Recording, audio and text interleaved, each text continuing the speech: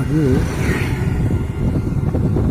প্রচুর ডাঙা, পুকুর পাড় ও কৃষি জমি পদ্ধতি করে থাকত। সেখানে নানা ধরনের গৃহপালিত জন্তু, পশু, আমি যাই বলি গরু, মোষ, ছাগল, ভেড়া সব চলে বেড়াতো। কিন্তু বর্তমানে সে অবস্থা নেই। তাই নিয়মিত অন্তর চালানোর জন্য সেটা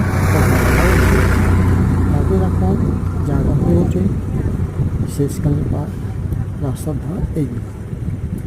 এখন সেখানে আবার পাশেই থাকে কৃষি জমিতে ধান চাষ বা অন্যান্য চাষ হলে পরে সেখানে ওই সমস্ত প্রাণী মুখ দেওয়াটা স্বাভাবিক ব্যাপার, কিন্তু ফসল ক্ষতি হবে, চাষিরা অসুস্থ হবে।